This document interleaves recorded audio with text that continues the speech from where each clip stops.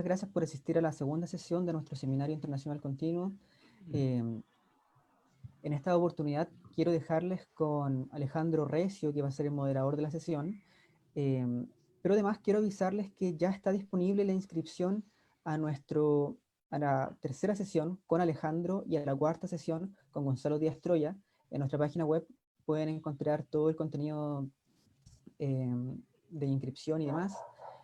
Pronto haremos más publicidad y dejaremos también nuestro canal de YouTube. Todo tuyo, Alejandro.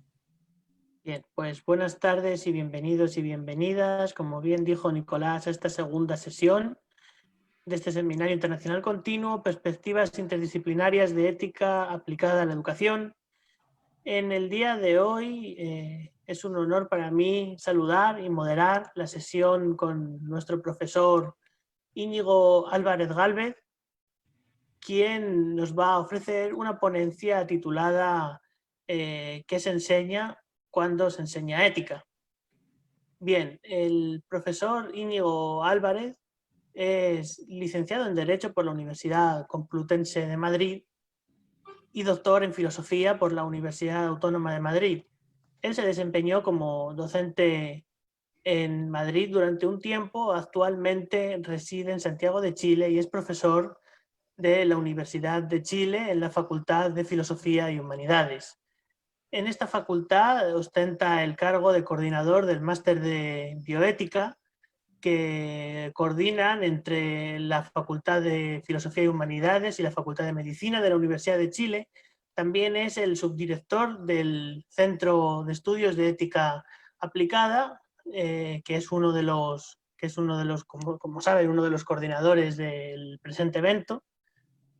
Y bueno, pues en su trayectoria académica me gustaría destacar dos de sus libros, uno enfocado en materia de filosofía del derecho, titulado Utilitarismo y Derechos Humanos, la propuesta de John Stuart Mill, y otro más enfocado en el ámbito de la bioética, titulado La eutanasia voluntaria autónoma. Por otro lado, por destacar algunos de sus últimos artículos, he podido encontrar uno del año 2017 que podemos encontrar en la revista Atenea, que es la revista de Ciencias, Artes y Letras, y que se titula Algunas notas sobre el concepto de objeción de conciencia.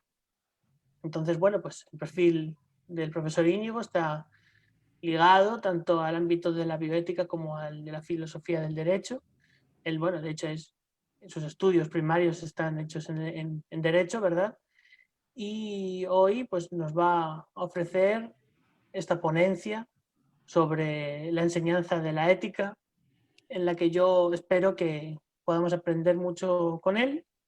Y además de eso también les invito a que a la hora de mantener un diálogo con nuestro invitado de hoy y a la hora de hacer las preguntas, pues utilicemos, al igual que el otro día, el chat, ¿verdad? El chat que tenemos aquí en los iconos de abajo, pues ahí donde pone chatear.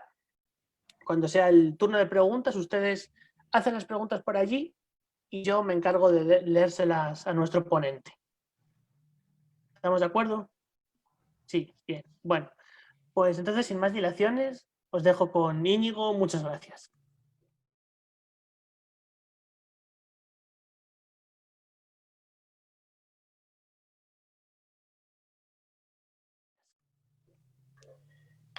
Gracias a ti, Alejandro, gracias a Nicolás, aquí presente también, por la invitación, a la Asociación Ecuatoriana para el Fomento de la Investigación Educativa, al Centro de Estudios de Ética Aplicada. Gracias por esta invitación, para mí es un placer estar ante todos ustedes para hablar de la ética, de lo que se enseña cuando se enseña ética. Y aprovecho también para felicitar a todos los organizadores, a algunos no los conozco, pero a los organizadores de este evento, que me parece que es muy necesario, sobre todo en estas condiciones que estamos viviendo. En fin, tal como me indicaba Nicolás cuando me hacía la invitación, la amable invitación, la pretensión en este evento es, según entendí, desarrollar una serie de debates en torno a las prácticas de la ética en el ámbito de la educación, a la relación entre la ética y la educación. Y quiero pensar que la propuesta que vamos a hacer en estas páginas, quiero decir, en este evento, encaja en el planteamiento que me indicaban los organizadores. Me parece que una de las maneras de enlazar ética y educación es ver cómo se educa en ética.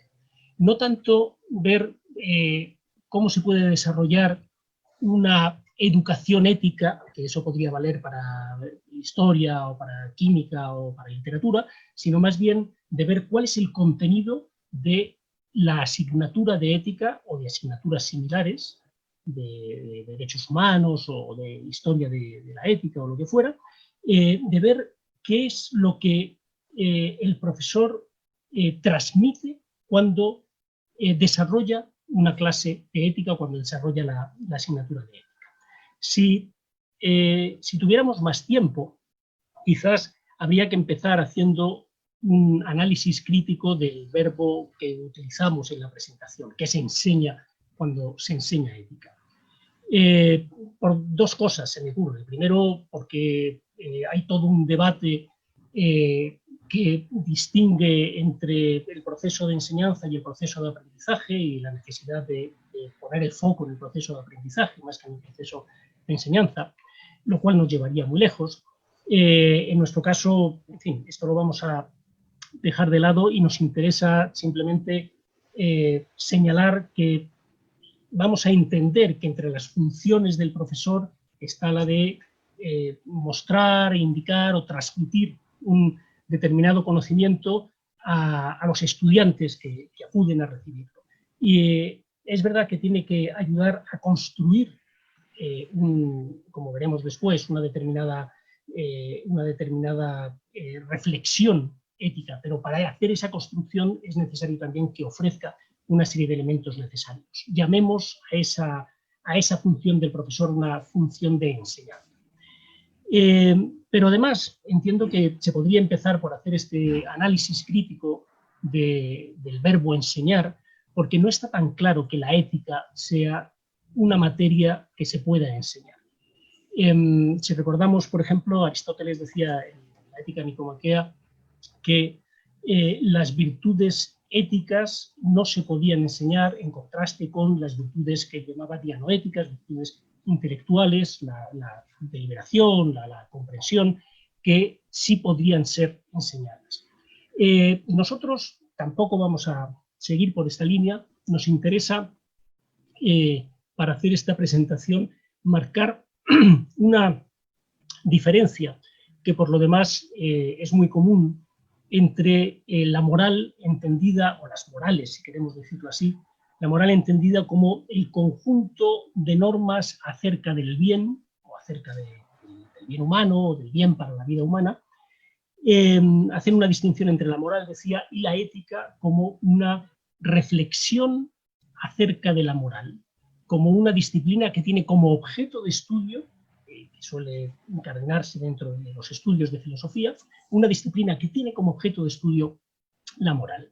Bien podríamos decir con Aristóteles que no se puede enseñar a ser moral, pero sí se puede, en todo caso, mostrar una determinada moral, sí se puede desarrollar en la clase de ética una determinada reflexión moral, no con el fin de guiar a los estudiantes para que adopten un determinado código moral o encauzarlos para que desarrollen una determinada interpretación del bien. No me parece que esa sea la función del profesor.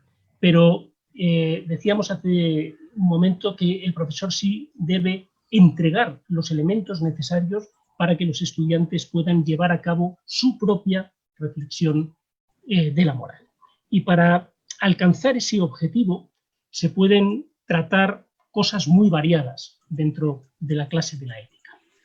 No se puede imponer, creo yo, una determinada reflexión. La reflexión que puede hacer el profesor puede ser más profunda, más superficial, puede ser acertada, puede ser disparatada, pero lo que es en todo caso es un elemento ajeno que cuando se inserta en los estudiantes de una manera crítica impide que ellos desarrollen su pensamiento propio, que es de lo que se trata. Para lograr este objetivo, se pueden tratar, yo creo que 3 cuestiones que me parecen importantes, quizás alguna otra accesoria, pero tres que me parecen importantes. Para empezar, se puede tratar de un lenguaje característico, se puede enseñar un lenguaje característico de la ética.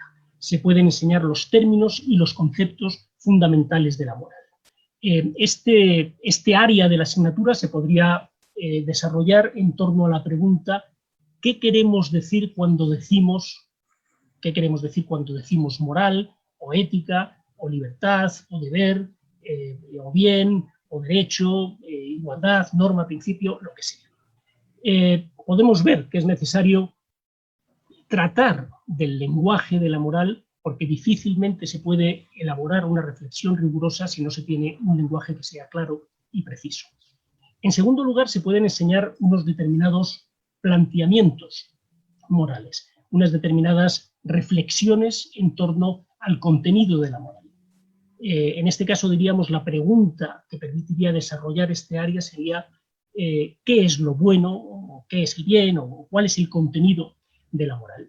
Y se podría hablar de ese contenido diciendo que para tal o cual pensador la moral consiste, o el bien consiste, para Kant se debe hacer tal cosa, para Aristóteles se debe hacer tal otra. También podemos ver que es necesario tratar de estas cuestiones porque la reflexión propia se perfecciona con las reflexiones de otros. No se trata de aprender a pensar como Aristóteles, o aprender a pensar como Kant, o repetir lo que ellos dijeron, sino de conocer cuál fue su pensamiento para que eso sirva de elemento para construir el pensamiento de cada uno. Y en tercer lugar, la tercera cuestión que me parece importante, se pueden enseñar los fundamentos de la moral, que se desarrollarían en torno a la pregunta: ¿por qué se dice que eso que es bueno es efectivamente lo bueno? ¿Cuál es, si queremos decirlo así, cuál es el origen o cuál es la fuente del bien? ¿Cuáles son los cimientos sobre los que se construye una determinada moral? Y también aquí yo creo que es fácil ver que es necesario hablar del fundamento, es necesario hablar de la base sobre la que se sustentan las mismas propuestas morales de cada cual, y cuanto más podamos profundizar, cuanto más podamos llegar al cimiento, a la última base, mejor podemos entender y mejor podemos construir esas reflexiones propias. Los 3 asuntos que acabo de mencionar creo que tienen importancia suficiente para formar parte de la asignatura de ética. La reflexión propia no puede ser rigurosa si no se tiene un lenguaje claro. El contenido que se dé a esa reflexión puede ser muy superficial si no se conoce la profundidad a la que han llegado otros pensadores antes que nosotros, y desde luego toda nuestra reflexión flota en el vacío si no tenemos un fundamento sobre la que se pueda sustentar. En cualquier caso, dado que el objetivo de la asignatura de ética es que cada cual desarrolle su propia reflexión, creo que se deben reducir los 2 primeros asuntos, el del lenguaje y el del contenido, en beneficio del tercero, en beneficio de la fundamentación. Los 3 son importantes. Sin contenido, digamos, no hay planteamiento que presentar. Si el lenguaje, el planteamiento que se pueda presentar es incomprensible, pero sin fundamento, diríamos, hasta lo más comprensible se desmorona. Si tuviéramos tiempo suficiente en la asignatura de ética, tal vez habría que dilucidar el orden en el que se trata de estas 3 cuestiones. Y quizás habría que empezar con cuestiones sobre el lenguaje, seguir con cuestiones del fundamento y acabar con cuestiones del contenido. Como lamentablemente lo normal es que no haya tiempo para verlo todo, creo que habría que privilegiar, desde luego, la cuestión del fundamento y reducir la cuestión del lenguaje y del contenido.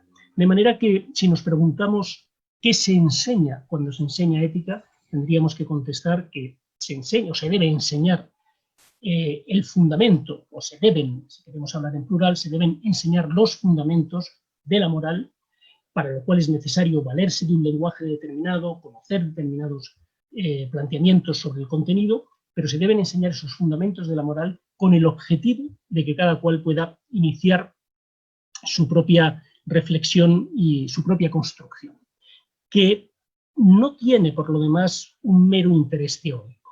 Si queremos elaborar una reflexión propia o una construcción propia, es porque lo necesitamos para la práctica, o deberíamos necesitarlo para la práctica. Es porque nos vemos empujados a vivir, porque necesariamente vivimos de una determinada manera, por lo que creo que tiene sentido preguntarse cuál es esa manera, cuál es la manera como queremos vivir. Y si no queremos que la pregunta, o mejor, si no queremos que la respuesta a esa pregunta acabe siendo fruto del azar o de las circunstancias o una imposición de las mentes de otros, tenemos que hacer el esfuerzo propio de crear, de elaborar esa reflexión, el esfuerzo propio de crear para llevar a la práctica. Si nos parece que hay cosas que nos disgustan, que debemos cambiar, la pregunta que tenemos que hacernos es ¿qué nos toca hacer para cambiar ese estado de cosas? Y creo que el primer paso, y desde luego el primer paso dentro de una asignatura de ética, el primer paso, que quizás no es el único, que quizás no es el más importante, pero sí desde luego el primero, es comenzar a reflexionar. Diríamos, el primer paso para la práctica es la teoría, el primer paso para hacer es pensar, y desde luego pensar desde la base. Para hablar del fundamento de la moral, hay que considerar, para empezar, que la moral es una de las grandes cuestiones de la filosofía. De manera que hablar de este fundamento de la moral de alguna manera supone también hablar del fundamento de la filosofía toda, del fundamento de la filosofía entendida en su completitud, ¿verdad? Es difícil decir, desde luego, cuáles son los temas característicos de la filosofía, suponiendo que hubiera algún tema característico de la filosofía. Se suele decir que la filosofía trata de los problemas últimos que preocupan a los seres humanos, de los problemas para los que no parece haber una respuesta definitiva.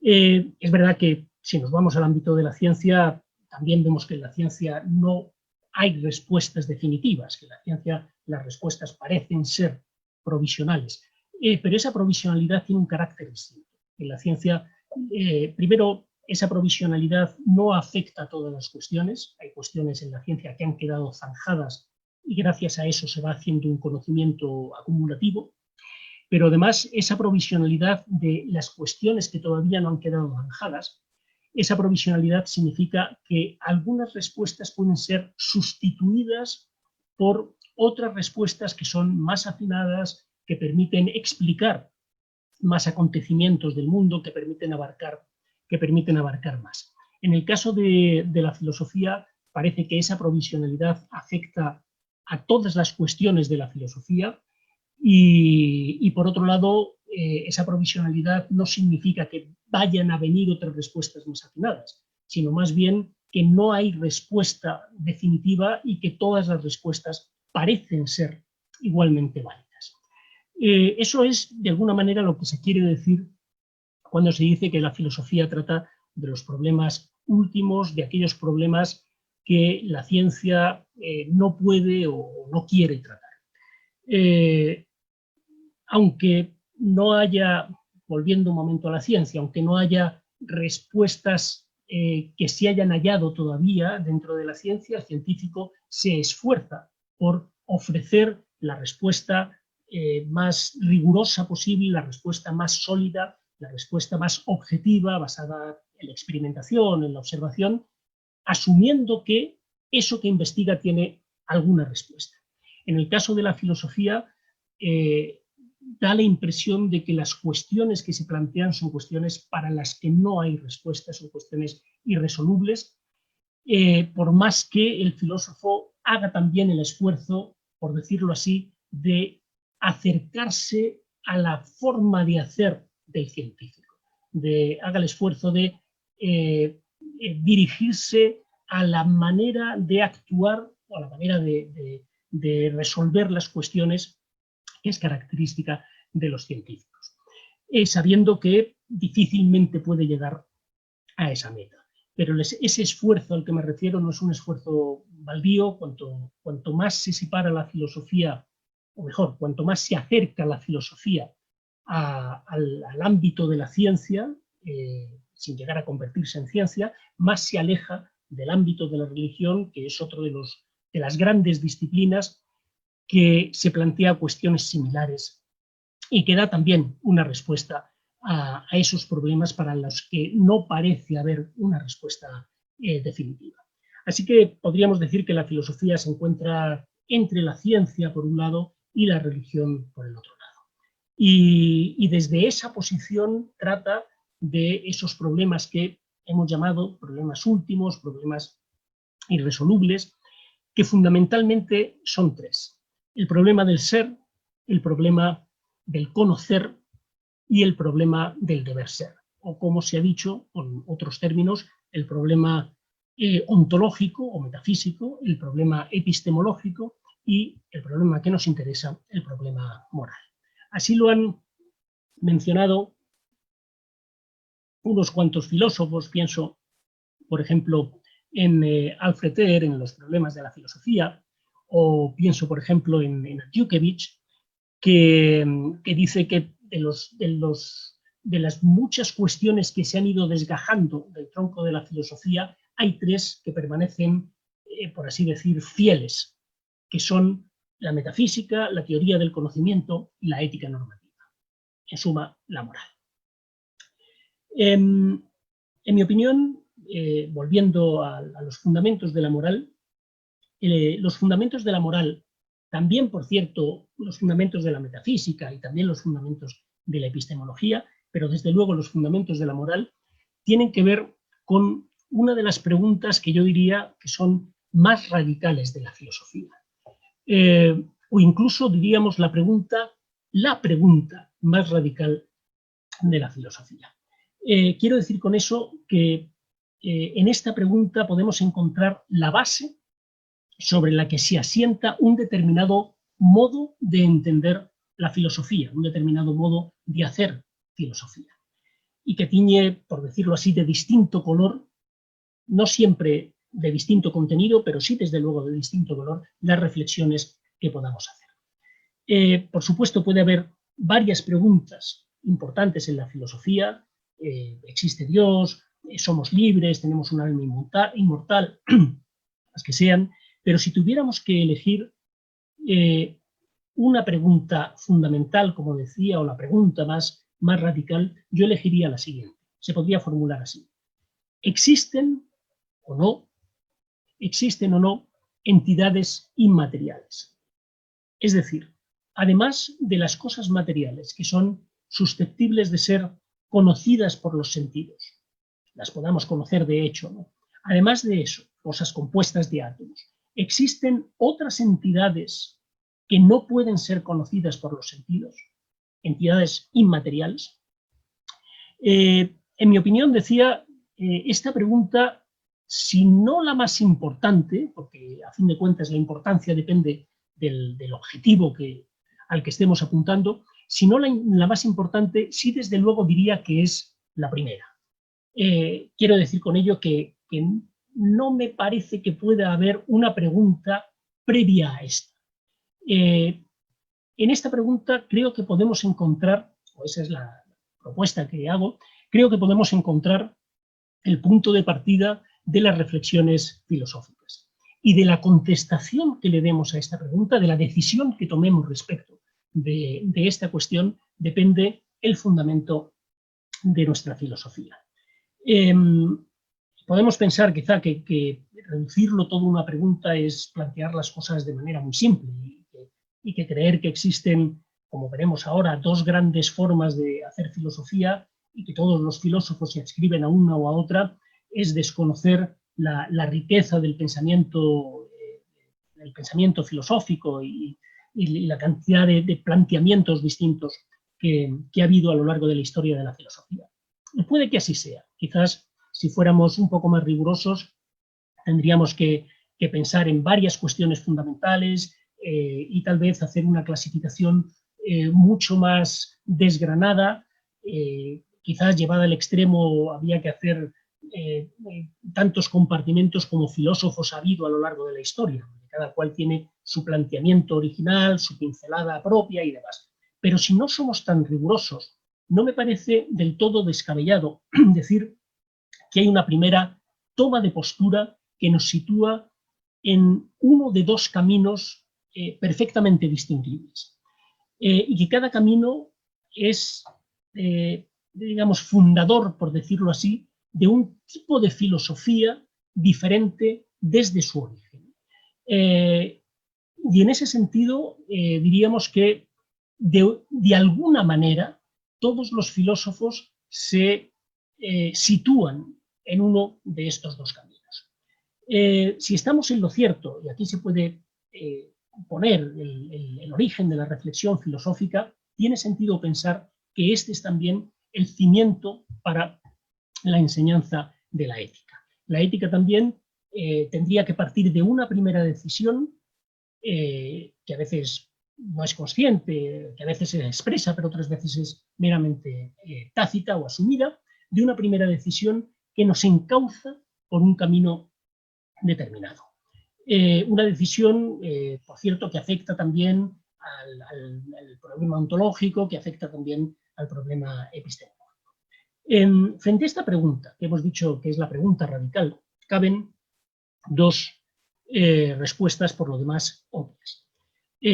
Podemos decir, por un lado, que existen tales entidades inmateriales, incluso que hay todo un mundo que las aloja, o podemos decir, por el contrario, que no existen o que no sabemos que existan esas entidades inmateriales. Para quienes piensan que existen esas entidades inmateriales, el ser humano consta de esa doble naturaleza, tiene una parte material, o es de naturaleza material, pero tiene también una parte inmaterial. Y gracias a esa parte inmaterial es capaz de acceder, cuando se habla de un mundo inmaterial, es capaz de acceder a ese mundo inmaterial o es capaz de acceder al conocimiento de esas entidades inmateriales. Fundamentalmente, el instrumento que sirve para conocer esas entidades inmateriales es la razón. No es que se desprecie otro instrumento de conocimiento como puede ser la experiencia, pero fundamentalmente es la razón la que nos permite acceder al conocimiento y sobre todo al conocimiento por excelencia de las entidades inmateriales. Y entre esas entidades inmateriales se encuentra la moral. La moral que por lo tanto no es una construcción humana, no es una invención humana, sino que tiene una existencia por sí misma, que es objetiva, que es independiente, que no está a nuestra disposición. Para los filósofos, por el contrario, que opinan que no existen tales entidades inmateriales, el ser humano tiene una naturaleza material, es de índole material. El instrumento fundamental de conocimiento es la experiencia, y digo fundamental, quiero decir sin menospreciar o sin anular del todo la razón, pero digamos el que pone la última palabra en el ámbito del conocimiento es nuestra experiencia y no nuestra razón, y entienden también estos filósofos que la moral tiene es de una índole material, tiene una naturaleza material, que la moral es una construcción humana, que la moral no existe por sí misma, que la moral no es objetiva, sino que depende de lo que los seres humanos dicen, que es, en definitiva, relativa a los seres humanos.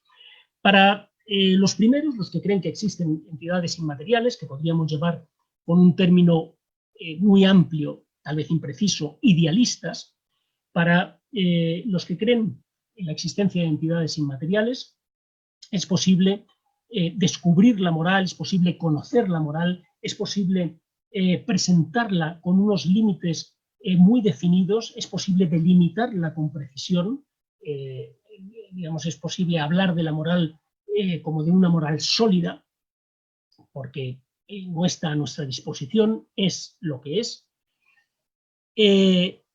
Pero esa moral sólida o esa solidez de la moral se sostiene sobre un fundamento que en este ámbito es un fundamento débil, que es, o desde mi punto es un fundamento débil, que es el fundamento de la razón.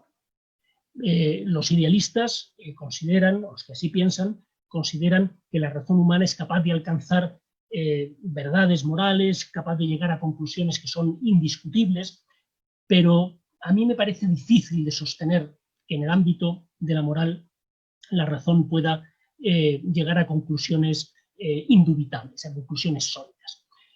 O por decirlo de otra manera, es fácil entender o es fácil afirmar que si alguien niega que si X es igual a Y, entonces Y es igual a X, ese alguien está en un error y además no entiende qué significa ser igual que. Pero es mucho más difícil afirmar que si alguien niega que todos los seres humanos son iguales, no entiende lo que significa ser igual que. Quiero decir con esto, la razón parece que no funciona de la misma manera, con la misma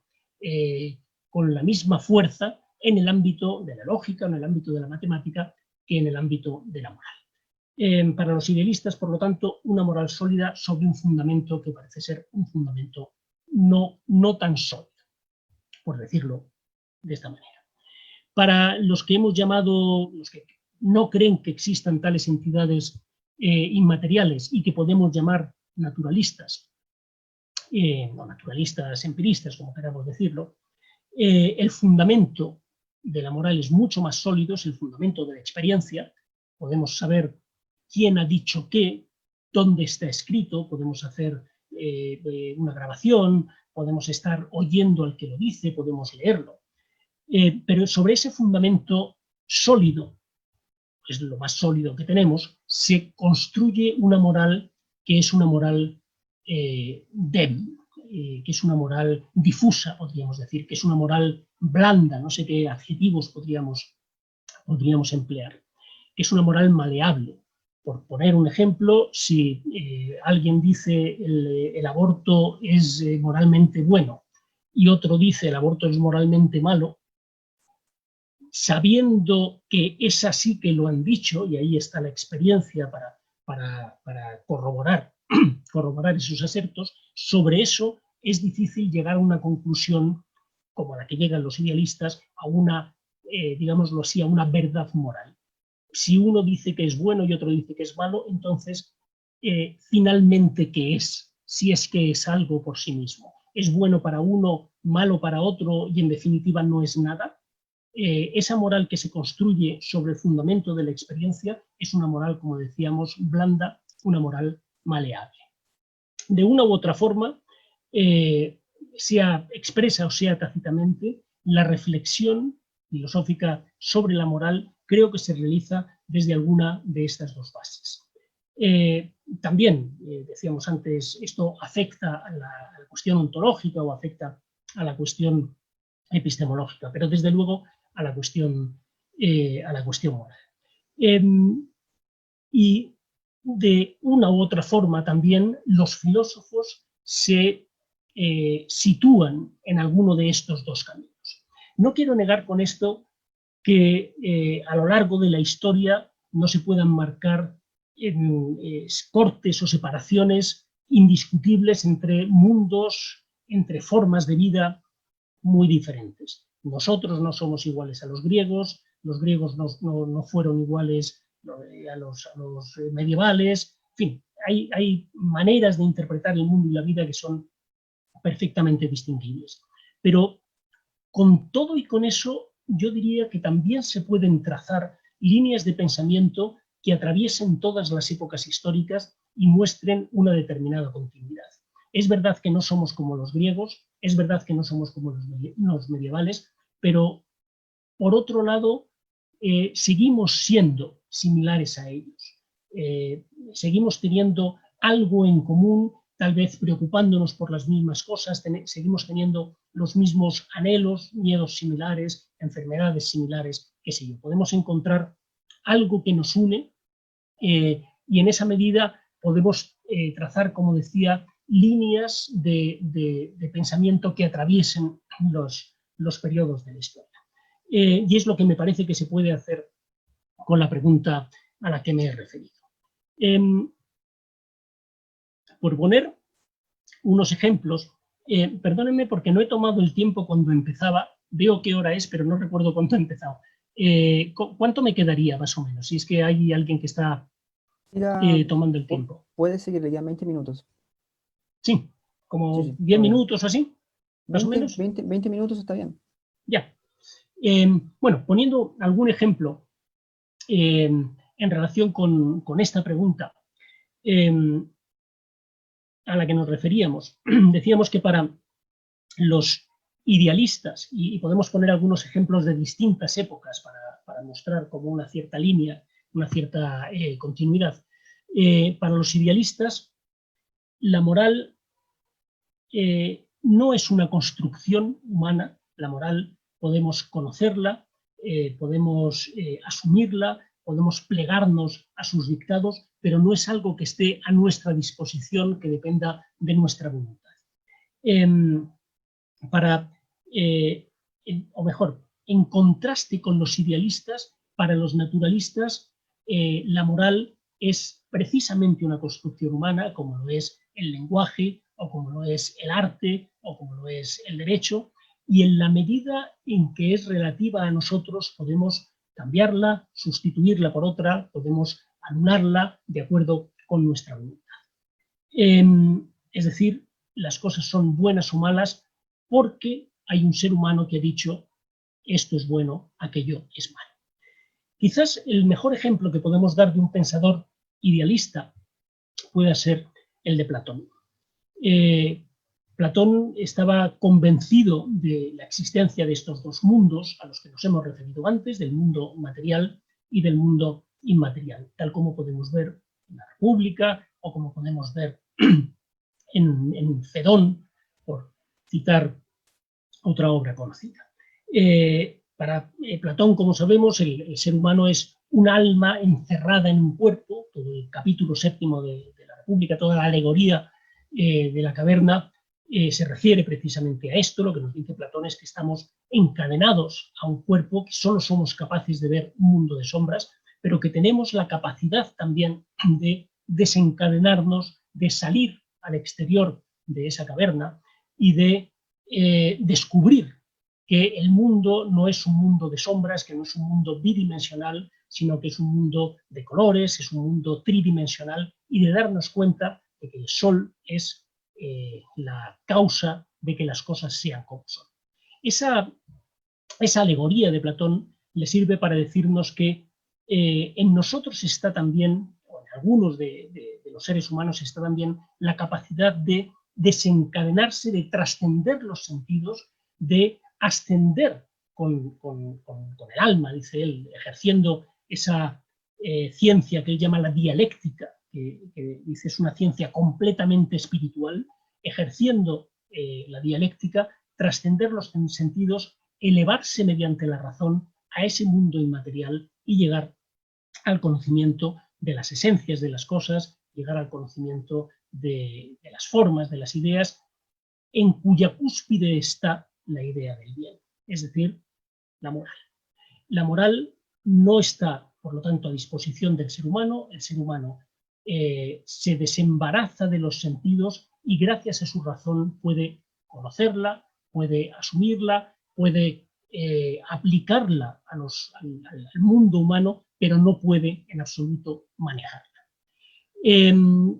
Podemos dar saltos en la historia, salvando todas las distancias que haya que salvar, todas las diferencias, para ver cómo esta manera de interpretar la moral o esta manera de concebir la moral se encuentra también en otros pensadores. Podemos dar un salto a la Edad Media, pensar en Anselmo de Aosta, en el argumento ontológico, para ver cómo, por decirlo así, cómo se desarrolla el proceso de descubrimiento de la verdad según los racionalistas. Para saber si Dios existe o no existe, no necesitamos de la experiencia, nos basta hacer un ejercicio de razón para considerar, resumiéndolo muchísimo, que si Dios es el ser perfecto, tiene que tener todas las perfecciones, entre las que está también la perfección de la existencia.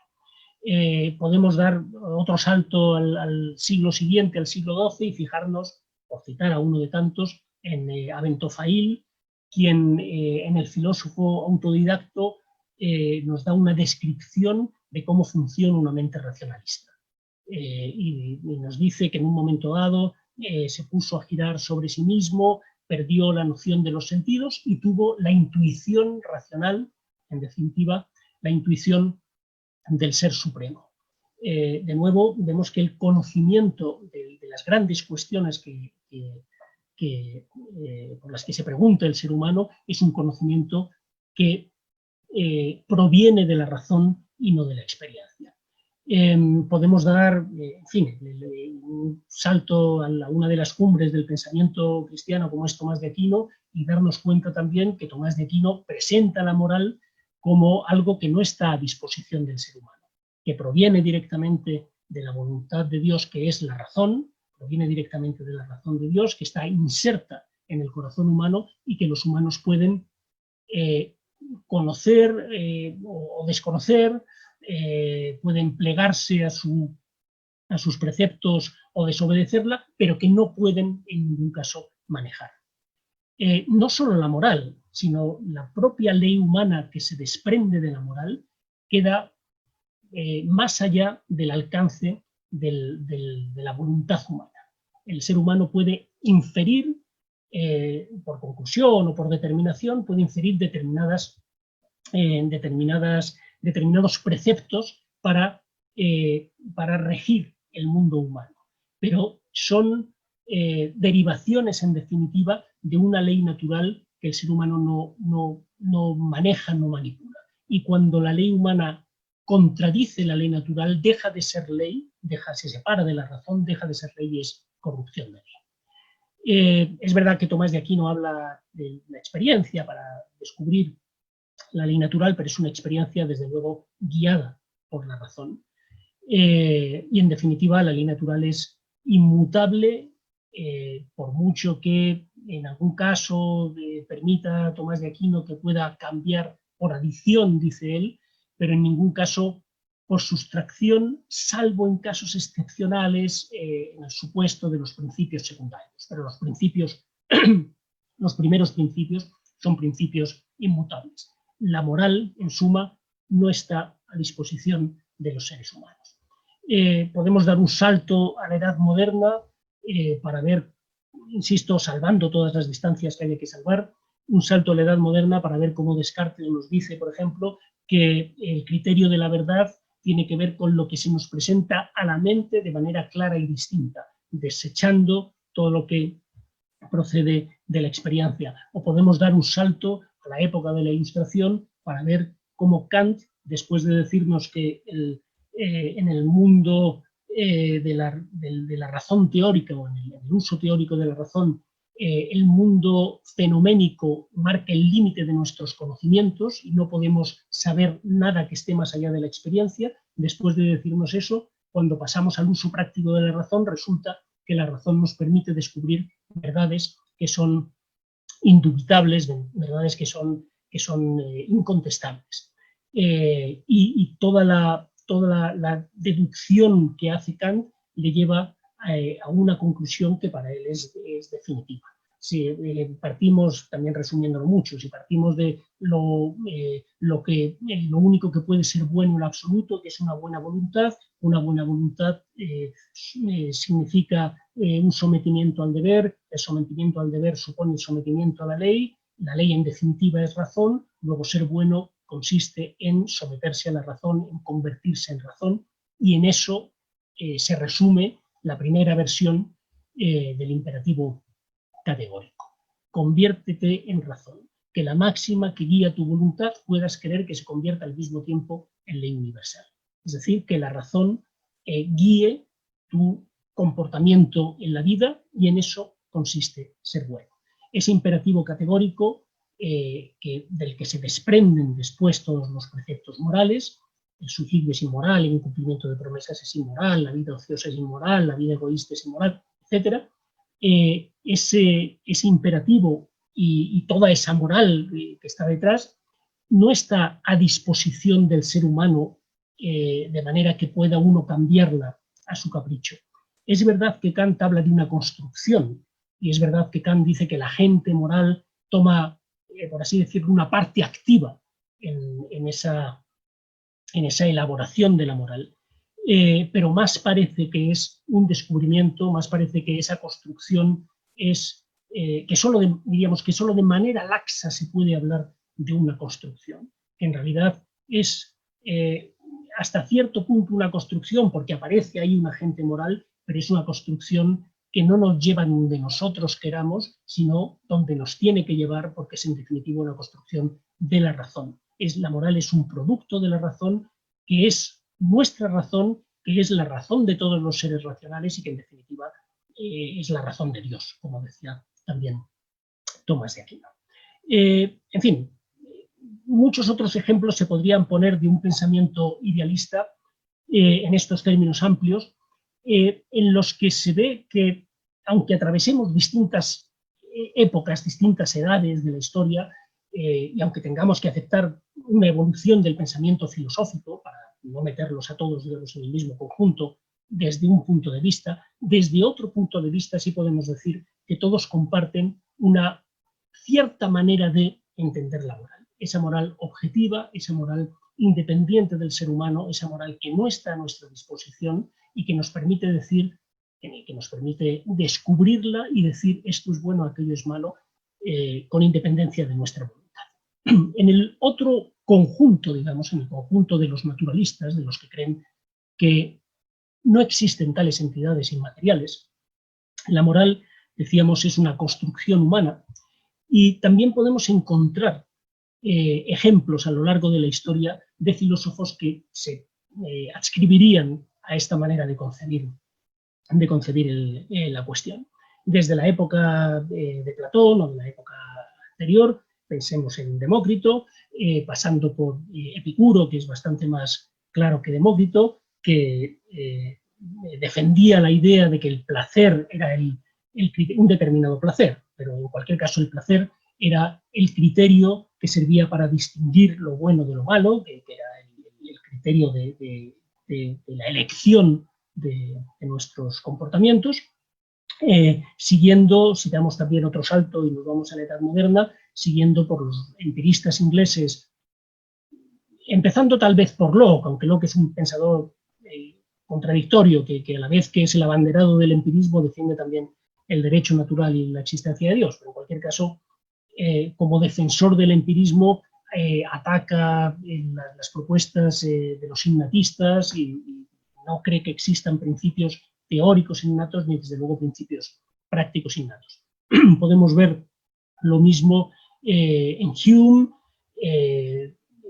con ese empirismo escéptico en definitiva, y podemos dar un salto hasta la época actual y pensar en Bertrand Russell o en Alfred Eyre, en los neopositivistas o en tantos otros. Pero ya que hemos hablado de Kant, y por ir terminando en unos pocos minutos, si nos fijamos en Hume, veremos cómo en el caso de Hume, después de decirnos que la experiencia es el instrumento de nuestro conocimiento, es la que nos permite conocer si es que podemos conocer algo, pero en el caso de que podamos conocer algo, se conoce a través de la experiencia. Después de decirnos eso, nos dice también, en los diálogos sobre la religión natural, por ejemplo, que evidentemente no tenemos experiencia de otros mundos y por lo tanto nada podemos decir acerca de un plan divino de la creación, acerca de la existencia de Dios o acerca de la inmortalidad del alma. Lo que sabemos es que estamos en este mundo y lo que nos transmite la experiencia es que las cosas que podemos conocer son cosas materiales. Y de acuerdo con eso también se construye una moral que es una moral empirista, que es una moral que está basada en los sentimientos o la experiencia en definitiva, sin negar totalmente el papel de la razón. La razón también tiene una función en el ámbito moral, pero sí destacando el papel de la experiencia, que es en definitiva el papel de los sentimientos o de las emociones. La razón puede decirnos cuáles son las tendencias de los actos, puede recordar otros actos parecidos y hacer determinadas asociaciones. Lo que no puede decirnos la razón es si algo es meritorio o no lo es. Lo que no puede descubrir la razón es la bondad que tiene un determinado comportamiento. No puede generar en nosotros aprobación o desaprobación de ese comportamiento. Eso lo hace el sentimiento y, desde luego, o en particular, el sentimiento de benevolencia. Somos seres benevolentes, somos seres, digamos, empáticos, estamos unidos a nuestros semejantes, y cuando descubrimos determinados comportamientos que favorecen a la sociedad o que favorecen la vida en comunidad, no solo a nosotros mismos, o a veces ni siquiera a nosotros mismos, cuando vemos comportamientos que favorecen la vida en la sociedad o que favorecen a la sociedad entera o a la humanidad, sentimos aprobación por ello, sentimos atracción y llamamos a esos comportamientos buenos. Y ahí reside, digamos, el secreto de la moral. La moral, en suma, depende de nosotros, es relativa a nosotros, está, por decirlo de alguna manera, a nuestra disposición, no es producto de la razón, es producto, en suma, de la experiencia. Lo que fomenta o lo que promueve la felicidad de los demás es bueno, lo que tiende a producirle sufrimiento es malo. Si tomamos a estos dos grandes pensadores, a Kant por un lado y a Hume por otro, podemos ver esa distinción entre el planteamiento idealista y el planteamiento naturalista, eudemonista o como queramos llamar.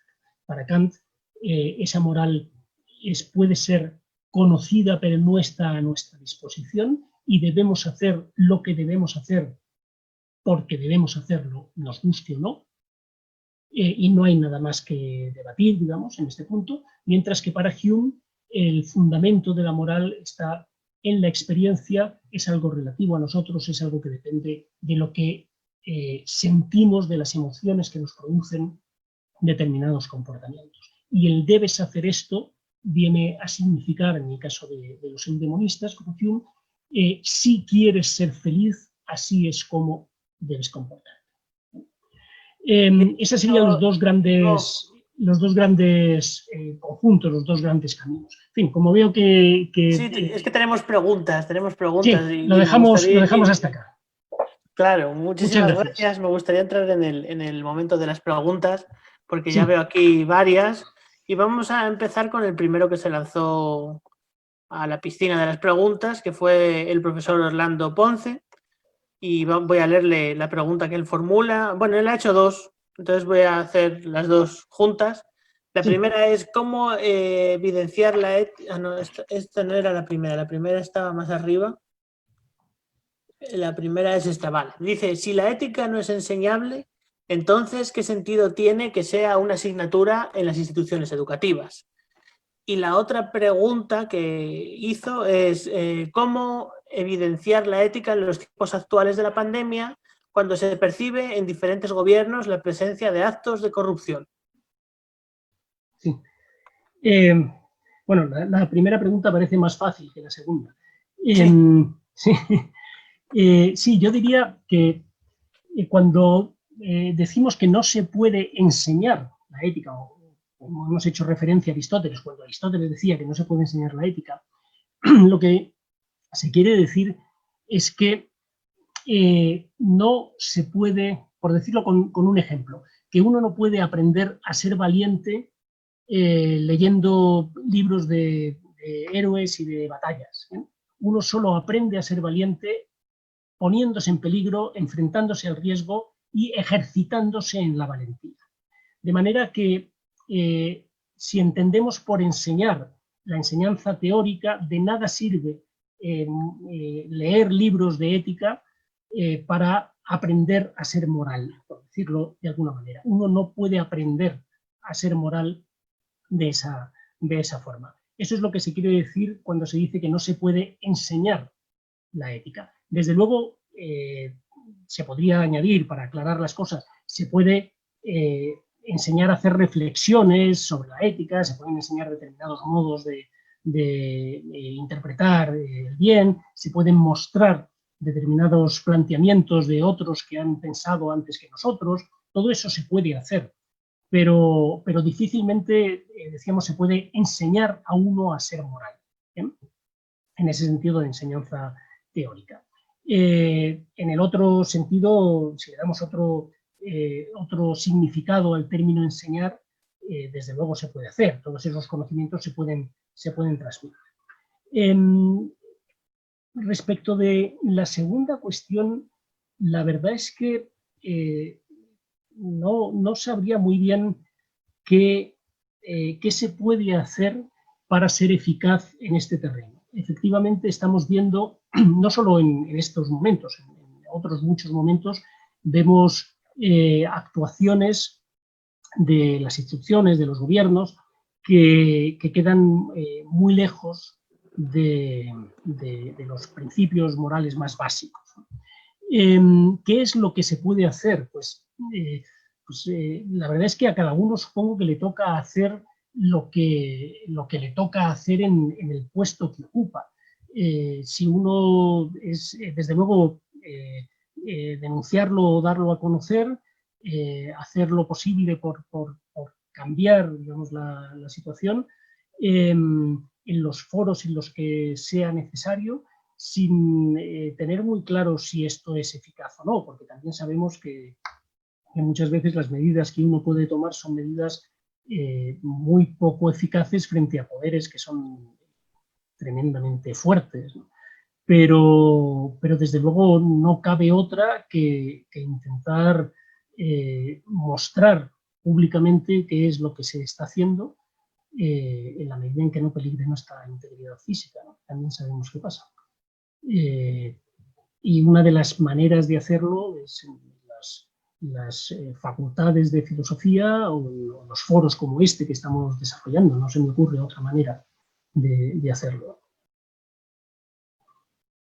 Bien, voy a pasar a la siguiente pregunta. Esta procede del profesor Raúl Villarroel. El comentario que precede a la pregunta es un poco largo, así que en resumen te voy a decir que él se plantea como si la ética llega cuando el mal ya está hecho. La ética viene a reflexionar y a proponer sobre las cosas malas que ya han sucedido. Entonces, por tanto, es post factum, ¿no? La ética.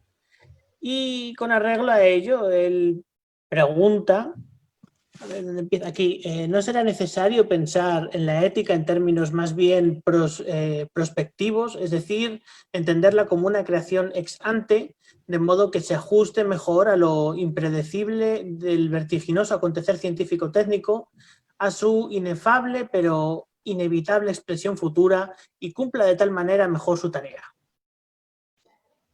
Sí, yo coincido con el comentario que hace el profesor Villarroel. Da la impresión, efectivamente, que en muchos casos se viene a hablar de ética cuando el mal ya está hecho, como decía en esta pregunta, y más nos valdría también hacer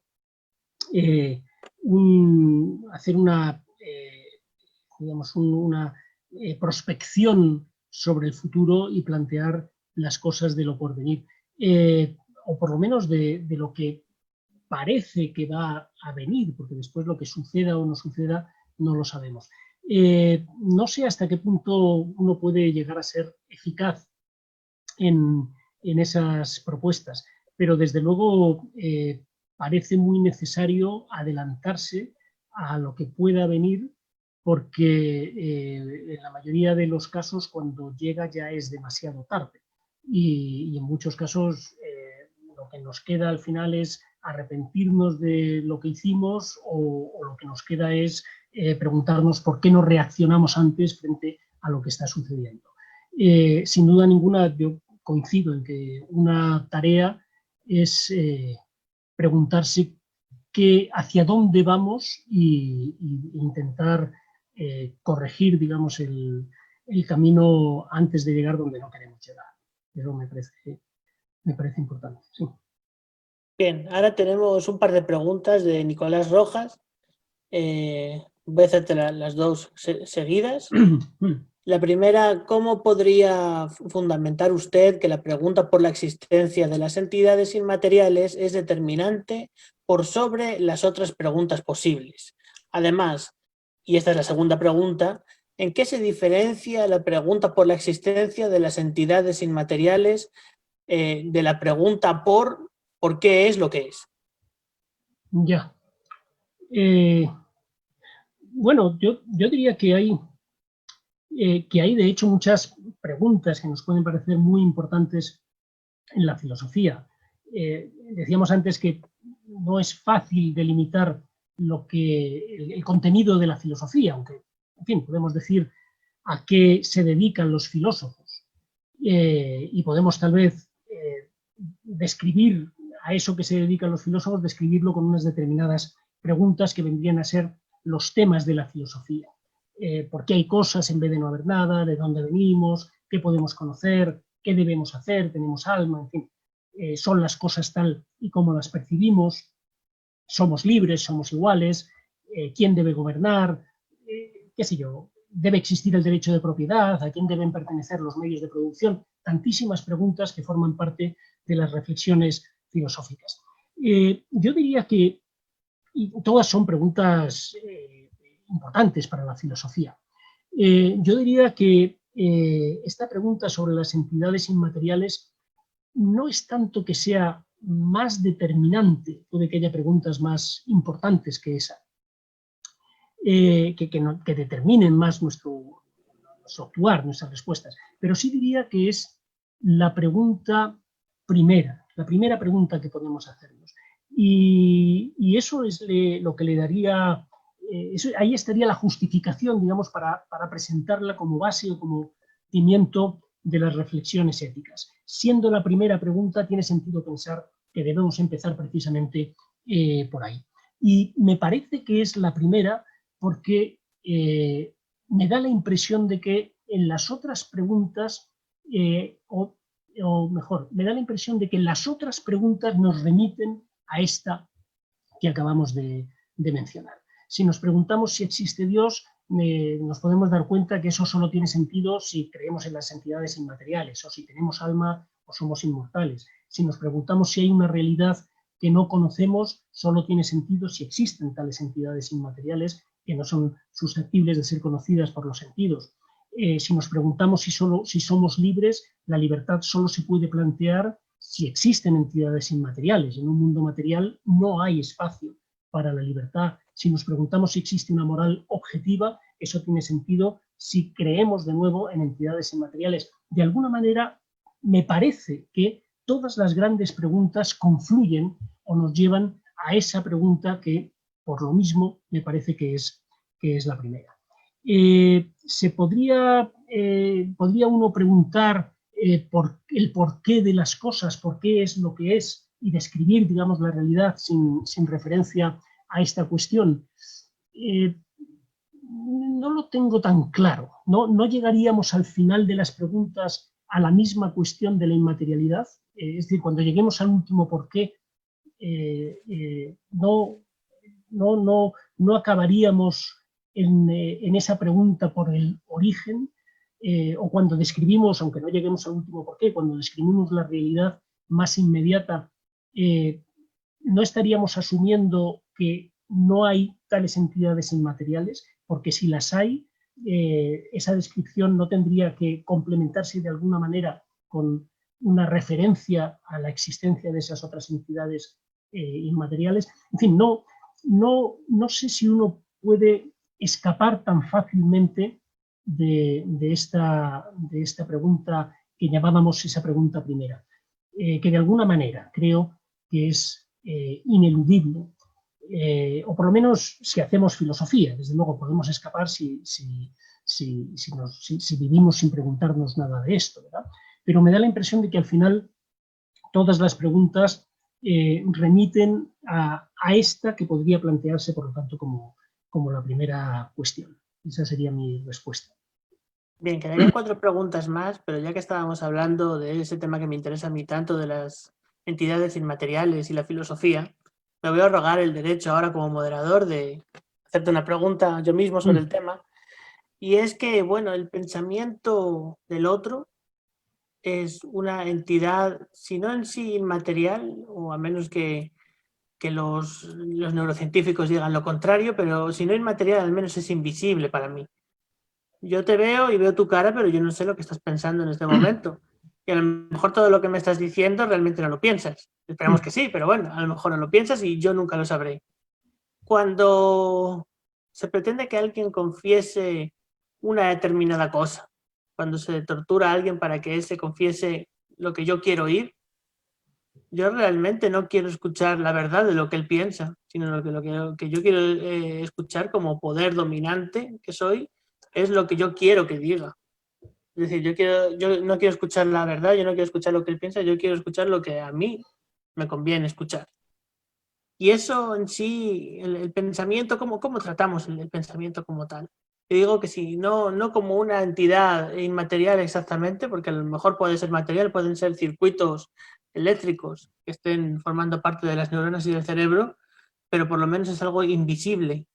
Entonces entonces no se utiliza muchas veces esto invisible para también ejercer un dominio sobre las mentes de las personas, o mismamente hablar de un alma inmaterial, porque el alma en sí también es una entidad invisible, ¿no? No sabemos si existe o no existe, pero también se utiliza para dominarnos a través de todas las elucubraciones que hay en torno a esta entidad.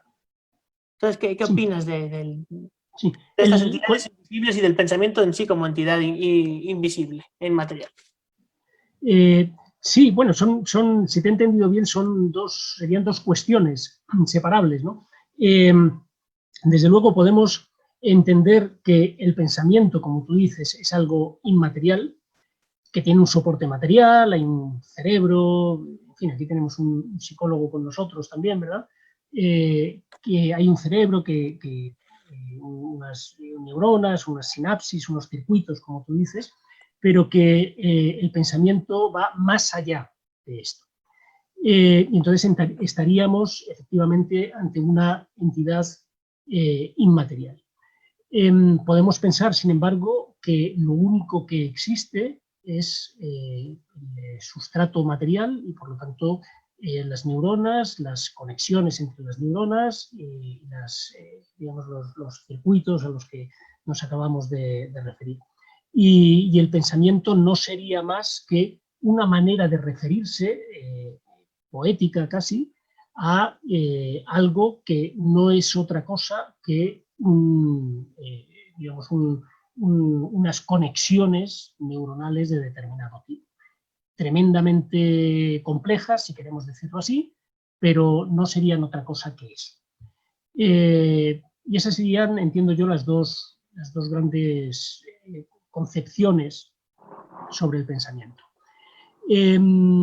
Eso, por un lado, digamos, una de las cuestiones que planteabas. Se puede entender como entidad inmaterial, pero se puede entender exclusivamente como una entidad material, sin que haya nada más que eso. A lo que te refieres después del manejo que se hace para implantar un determinado dominio de unos sobre otros, yo coincido contigo también, que en fin, la referencia al pensamiento de otro o digamos, la inquisición que se hace sobre lo que otro piensa para ejercer sobre él, imponer sobre él las ideas que son propias y demás, eso es algo evidente. No sé muy bien cómo relacionar una cosa con otra. No veo muy bien la conexión entre las dos cuestiones que planteabas. En fin, no veo que el tener una determinada concepción material o inmaterial de lo que es el pensamiento nos lleve a tratar de la otra cuestión que decías de una manera determinada. No sé si te he entendido bien. Sí, bueno, porque si yo te digo que algo es inmaterial, entonces yo puedo inventarme todo tipo de características para hablarte sobre ese algo y al igual que el alma te lo impongo Sí. a ti, o sea, tú tienes alma, pero bueno, como es algo invisible, inmaterial, no sabemos muy bien lo que es, pero yo me Sí. invento toda serie de características, ¿no? Que me dicen que como tienes alma tienes que actuar así. Y el animal que no tiene alma actúa así pues porque no tiene alma, y tú como tienes alma pues tienes que ser, por ejemplo, racional. Sí, sí.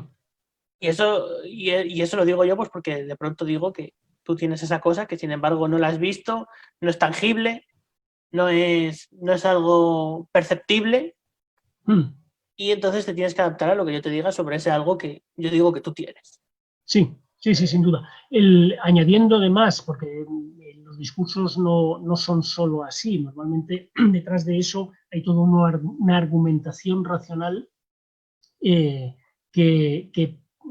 pretende convencernos de que actuemos de una u otra manera porque la conclusión a la que hay que llegar de acuerdo con la razón es esta o esta otra. Sin duda es así. No diría que si se adopta un punto de vista naturalista o materialista, por decirlo así, o empirista, las cosas vayan a cambiar mucho. El afán de dominio sobre otros se puede ejercer también adoptando una concepción material. Claro, desde el naturalismo es exactamente igual, pues cuando Claro. se ha tratado de aplicar a la sociedad los principios de la evolución, ¿no? Del darwinismo, o sea, pues es exactamente igual, pero porque dicen, no, si la naturaleza funciona así, en analogía los seres humanos deberían de funcionar igual. Sí. Entonces se han hecho las mismas cosas, efectivamente. Sí, sí, sin duda. Sin duda. Bueno, seguimos entonces con la siguiente pregunta de Mario Madroñero, que nos pregunta, en relación con el origen de la reflexión filosófica que implica la propuesta de Levinas, de una ética como filosofía primera y que conllevaría en el contexto de la relación entre cultura, derecho, política y educación. Esa es la pregunta. Repito, sí, en relación sí. con el origen de la reflexión filosófica que implica la propuesta de Levinas de una ética como filosofía primera y que conllevaría en el contexto de la relación entre cultura, derecho, política, educación. En el contexto, ¿cómo empezaba la pregunta? Porque he perdido. En relación con el origen de la reflexión filosófica que implica la propuesta de Levinas de una ética como filosofía primera y que conllevaría en el contexto de la relación entre cultura, derecho, política, educación. Sí, bueno, en fin, es una pregunta que llevaría a contestarla mucho más de lo que podemos hacer aquí, además teniendo en cuenta que yo no soy en absoluto experto en Levinas, así que en fin, tendría que dejarla para otro momento, porque o sea, eso abre una perspectiva en la que no nos podemos meter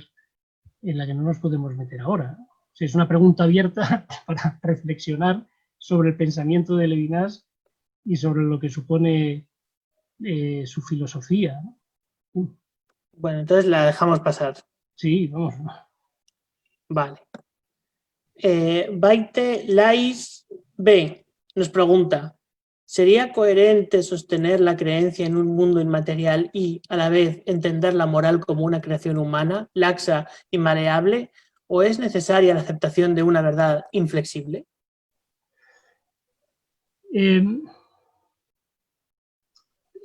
Podría ser.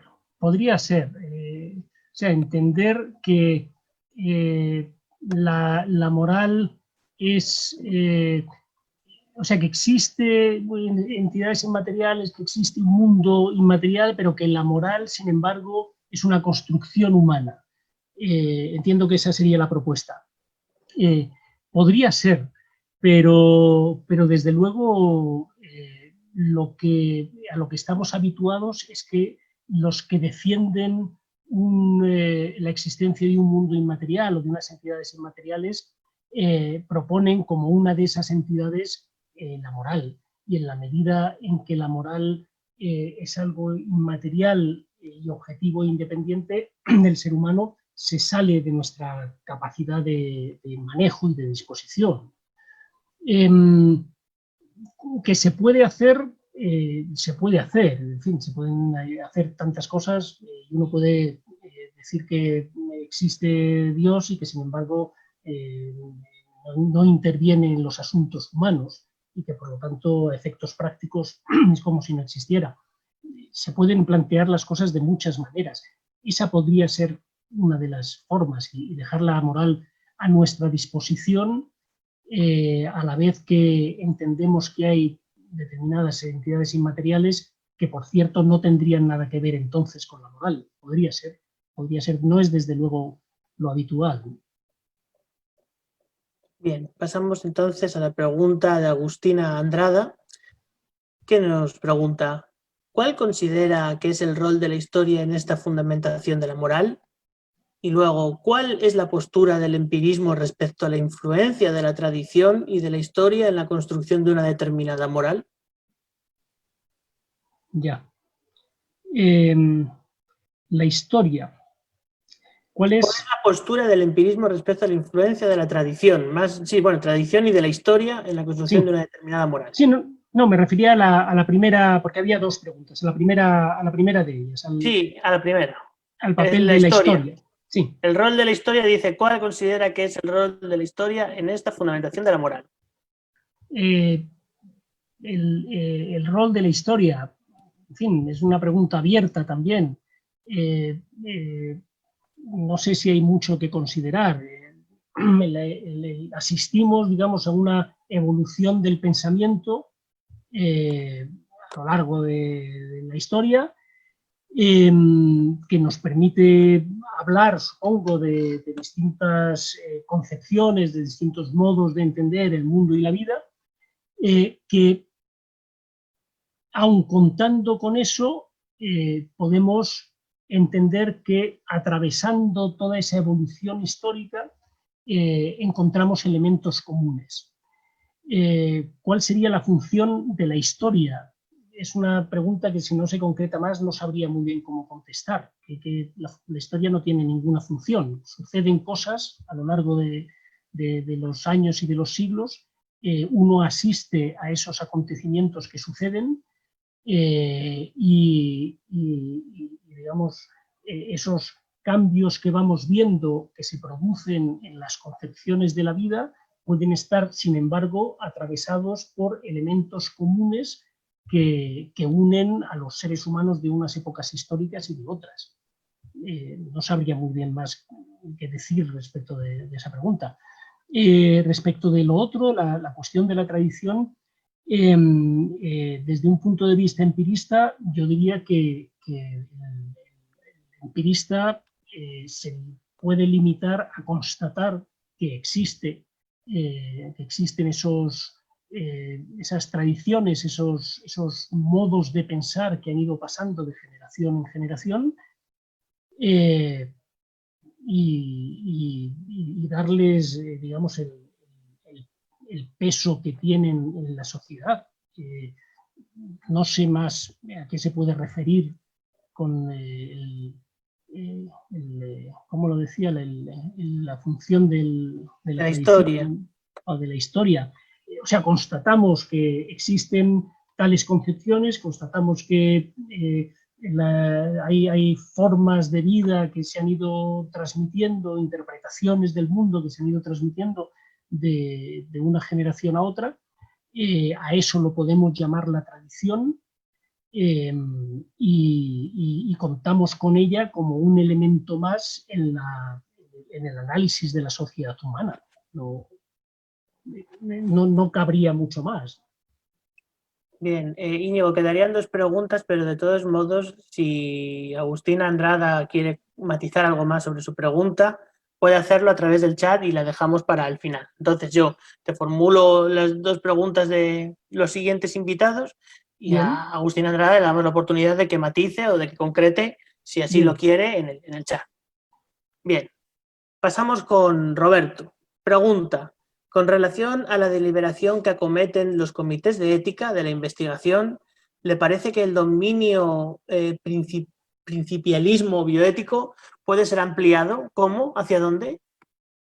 El dominio principialismo bioético puede ser ampliado, y dice que cómo, y pregunta cómo y hacia dónde.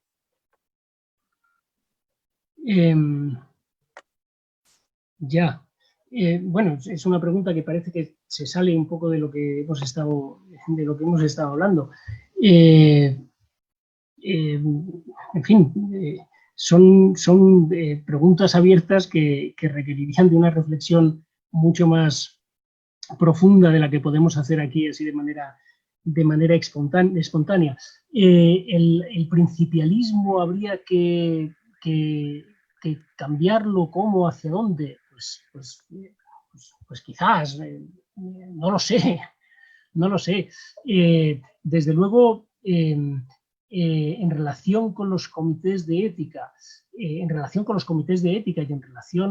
con cualquier foro donde se trate de una cuestión ética, habría que empezar, entiendo yo, por el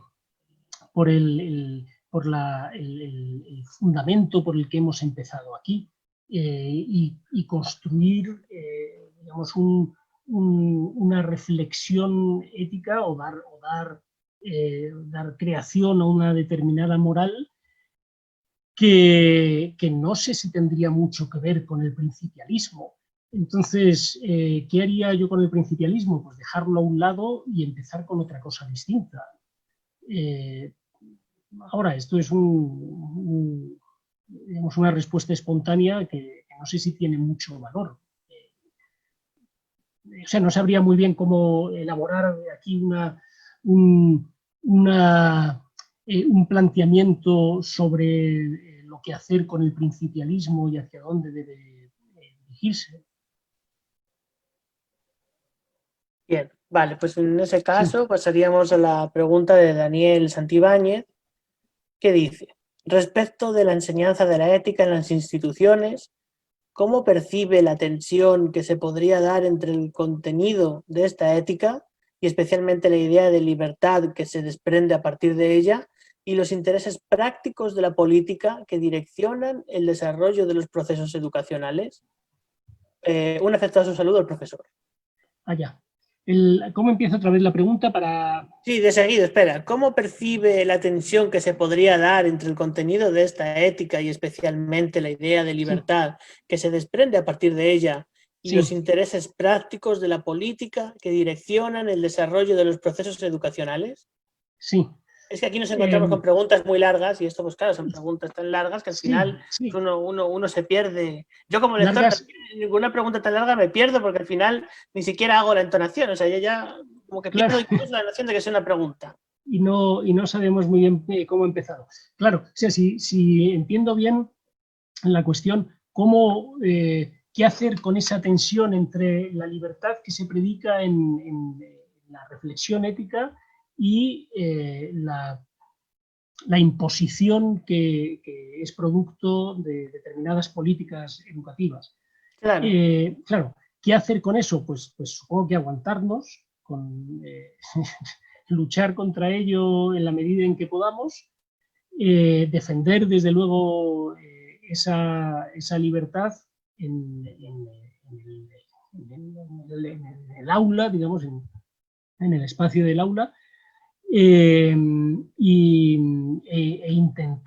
intentar que las políticas educativas y que la política en general se acomode a esa manera de entender la moral que se desarrolla en el ámbito de la clase, lo cual, por cierto, es una tarea destinada a fracasar, pero bueno, no nos queda otra que hacer eso. ¿Y qué hacer con esa tensión? Pues aguantarse con lo que hay y votar otra cosa cuando nos dejen, un poco más, ¿no? Bien. Bueno, pues parece que el público ya no tiene más preguntas, así que encantado de haber compartido con usted, profesor Íñigo. Muchas gracias igualmente. Y bueno, pues la siguiente sesión será el día 31 de este mes, y ahí toca que haga yo mi ponencia. Entonces, bueno, ahí estaré de otra manera, pero participando, interviniendo con todos ustedes. Y bueno, pues muchas gracias a todos. Yo creo que ha sido una segunda sesión estupenda. Levanta la mano Nicolás, entonces ya le doy mi palabra a Nicolás. Y bueno, pues un saludo y buenas tardes a todos. Gracias, Alejandro. Queda Mario Madronero, que quiere decir unas palabras porque al principio no pudo introducir. Él es parte del equipo de ASEFI. Así que dejamos a Vale, Mario. vale. Bien, buenas tardes con todos. Disculpen que no haya participado en la apertura, tenía un cruce de sesiones acá y bueno, había mucha interferencia y para no interrumpir, pues se dio inicio directamente. Quería agradecer al profesor Íñigo Álvarez por acompañarnos en la segunda sesión del seminario con la Asociación Ecuatoriana de Fomento para la Investigación Educativa y el CDA. Hemos tenido pues esta iniciativa conjunta para poder trabajar estos temas que son tan importantes en estos tiempos, ¿cierto? Y ver qué posibilidades hay para poder ofrecer alternativas a todo esto que se está presentando en esta época. Solo quería saludarlos, agradecerle como mencioné al profesor Íñigo por su colaboración. La próxima sesión será con Alejandro y esperamos también enviar la programación que Nicolás siempre ha estado muy atento para estar organizando todo este proceso, ¿cierto? Solo quería decir eso. Muchas gracias y pues espero que nos encontremos en la próxima sesión también. Muchas gracias. Recuerden que las inscripciones para la sesión de Alejandro ya están abiertas y en septiembre tenemos la exposición de Gonzalo Díaz Troya, que nos va a contar sobre tradición oral, cuentos y subjetividad. Así que, por favor, espero que todos estén acá de nuevo. Muchas gracias, profesor Íñigo. Gracias. Gracias a todos. Nos vemos. Cerramos por hoy. Seguimos. Chao, gracias. Chao.